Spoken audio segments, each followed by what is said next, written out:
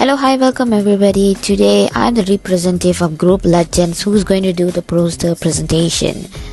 So these are the group members of Ledgens. The first would be Shami Fitri, goes by Kemi, Divya Amirul Ashraf, Daniel Hakimi, Noor Ain Shazana, Shazwan, Haris Aflin goes by Zaf, Zafira, Shafina Sharza, Nabila, Vicky, last but not least Harshini, which is me, the team leader.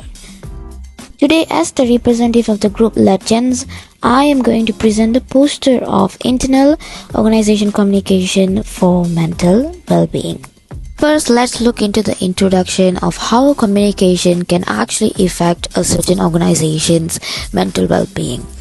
The organizational design and communication tactics of companies with an emphasis on how they affect them during crises, particularly those pertaining to mental health.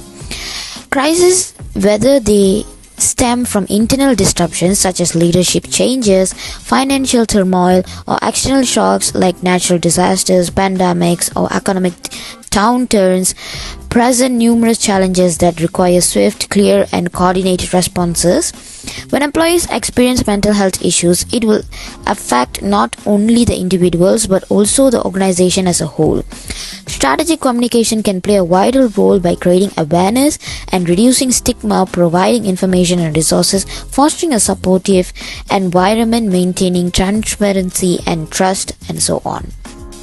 Next, let's look into the organizational structure and information flow in an organization. So the organizational structure that we chose is actually the divisional organizational structure. So the information flow in that goes by vertical, horizontal, and lateral. So the vertical part goes upwards, where employees to managers to team, then to corporate CMTs, and then the downward would be corporate CMT to divisional teams, and then to employees. The horizontal goes by intra-division, where they can share resources, and inter-division, which is share best practice and coordinate well within the division. And the next would be lateral, which is collaboration between HR, legal, and operations. And next would be peer support, which is to establish peer support groups across divisions. The next point would be how can we adapt to a structure. So the first would be crisis management team, where it creates cross-functional CMTs at corporate and divisional levels. The second would be divisional crisis teams. Each division has its own crisis team.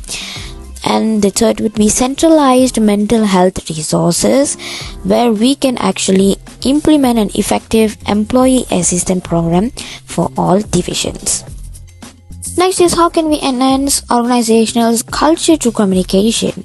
So the first point would be transparency and trust, where it opens lines of communication and ensures all employees are aware of the situation, and it can enhance the employees' commitment and loyalty. Next would be collaboration and teamwork, where it will create cross-divisional cooperation and culture and values of the corporation. The third point would be resilience and adaptability, where it can be well-stated reaction plan facilitates the organization's prompt and common task of communication. Next, let's look into the role of leaders in maintaining well-being and productivity. The first would be strategic alignment, which involves organizing a company's internal and external components to support. Next would be team development and motivation. Leaders are actually in charge for building strong and cohesive teams. Next would be performance management. They believe that performance management benefits both employee and organization. I bet you can agree with this. Next is the challenges in organizational communication during a crisis. So the first would be information overload and misinformation. The volume of information increases dramatically. This can overwhelm the employees, making it difficult to discern. Next will be breakdown in communication channel. A crisis can disrupt standard communication channels. This can lead to delay in information and sharing and hinder effective decision making. Next, last but not least, is the conclusion. Hence, it could be argued that clear communication is something crucial when it comes to dealing with mental health issues in business, especially if the organization is divided into divisions.